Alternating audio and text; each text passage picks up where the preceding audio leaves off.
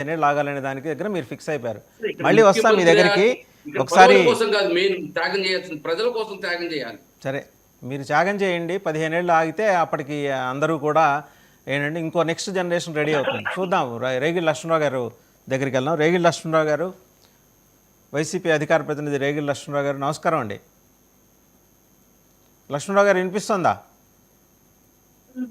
Sir good morning అండి. వాసుదేవన్ గారు good morning అండి. Good morning. సో ఇదండి, మీరు దగ్గరుండి వర్మ గారిని నడిపిస్తున్నారు. ముద్రగడ పద్మనాభం గారి కుమార్తె క్రాంతి గారి ఆరోపణ. వాసుదేవన్ గారు, మీరు మీకు ప్యానల్ ఉన్న పెద్దలకి, డబల్ ఎన్టీ వీక్షులకి, యాజమాన్యానికి, అలాగే ఆంధ్రప్రదేశ్ ప్రజలకి, యావత్తు తెలుగు ప్రజలందరూ కూడా విశ్వాసనామ ఉగాది శుభాకాంక్షలు అండి. వాసుదేవన్ గారు అధికారంలోకి వచ్చి కేవలం 10 నెలల్లో ఆ నియోజకవర్గ ప్రజల యొక్క మన్ననలో ఎవరైనా పొందాలి, కానీ వ్యతిరేకతను పొందడం అనేది సాక్షాత్ డిప్యూటీ సీఎం అయిన పవన్ కళ్యాణ్ గారికే చెందింది.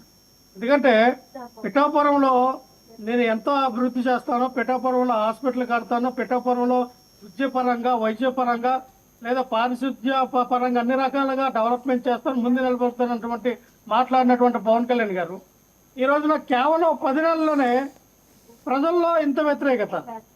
ఈ వీడియోలో చూడండి, ప్రజల్లో ఇంత వ్యతిరేకత అంటే ఆవిడ చెప్తూ ఉంది. వర్మ గారు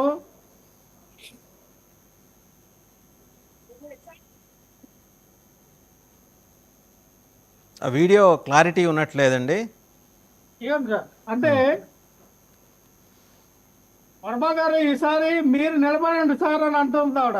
అవునవును, అది మనం ప్లే చేసాం, మళ్ళీ చేద్దాం. అది మనం ప్లే చేద్దాం. ఇంతకు మీ రోల్ ఏంటి పిఠాపురంలో? వంగాగీత గారు అక్కడ ఉండరు. అసలు మీ నాయకత్వం అక్కడ ఏదైనా పని చేస్తుందా? మీ కార్యకర్తలు ఉన్నారా అక్కడ? ఇక్కడ మా వైఎస్ఆర్ పార్టీ క్యాడర్ ఫుల్ జోష్లో ఉందండి. అక్కడ వైఎస్ఆర్ పార్టీ క్యాడర్ అంతా కూడా వైఎస్ఆర్ పార్టీతోనే ఉంది. ఎక్కడ కూడా వాళ్ళు అయోమయ పరిస్థితుల్లో లేరు. ఎందుకంటే పవన్ కళ్యాణ్ గారు చాలా స్ట్రాటజిక్గా మరి పెండెం దొరబాబుని, మాజీ ఎమ్మెల్యే పెండెం దొరబాబుని జనసేన పార్టీలోకి ఆహ్వానించారు. దానికి అర్థం ఏంటంటే వర్మ గారికి చెక్ పెడదాం, వర్మ గారిని ఇబ్బంది పెడదాం, వర్మ గారికి కాస్త ఇబ్బంది పెట్టి ఆయన్ని డమ్మీ చేద్దాం అన్న ఒక ప్రాసెస్లో భాగంగానే పెండెం దొరబాబు గారిని తీసుకొచ్చారు. అంటే నెక్స్ట్ ఎలక్షన్కి పవన్ కళ్యాణ్ గారు కూడా పిఠాపురం నుంచి పోటీ చెయ్యను అని డైరెక్ట్గా ఇండైరెక్ట్గా ఆయన ఇండికేషన్ ఇచ్చారు. ఎందుకంటే పెండెం దొరబాబు లాంటి ఒక వ్యక్తిని పార్టీలో తీసుకున్నప్పుడు ఆయనకి ఎమ్మెల్యే టికెట్ అయినా ఇవ్వాలి, లేదంటే ఆ ఎమ్మెల్యే టికెటే ఇవ్వాలి. అందుకని ఆయన వచ్చి ఉంటుంది నాకు తెలిసి.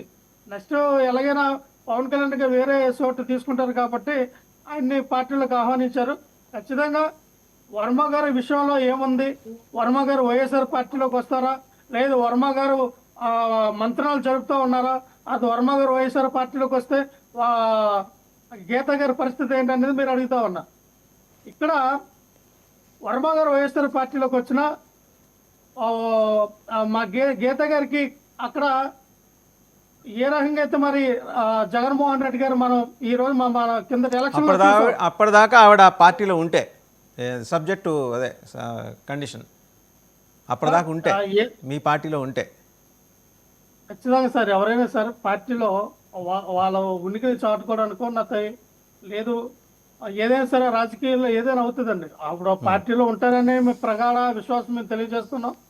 ఎందుకంటే జగన్మోహన్ రెడ్డి గారి మీద ఉన్నటువంటి అభిమానం, ఆవిడ ప్రజాసేవ, వైఎస్ఆర్ పార్టీ తరఫున సేవ చేయాలనుకున్న ఆవిడ ఆలోచన విధానాన్ని ఖచ్చితంగా ఆవిడ పార్టీలోనే ఉంటారని మాకైతే ప్రగాఢ విశ్వాసం. మీరు ఇందాక అన్నారు కదా, వీడియోస్ చూద్దాం. అలాగే వర్మ గారు వెళ్ళి పిఠాపురంలో పారిశుధ్యం గురించిన మొత్తం ఆ పర్యటన అంతా చేశారు. ఆ వీడియోస్ చూద్దాం. తర్వాత మాట్లాడే ఆయన కారు ఎక్కి వెళ్తుంటే ఒక మహిళ వచ్చి మాట్లాడింది, అది కూడా చూద్దాం ఒకసారి.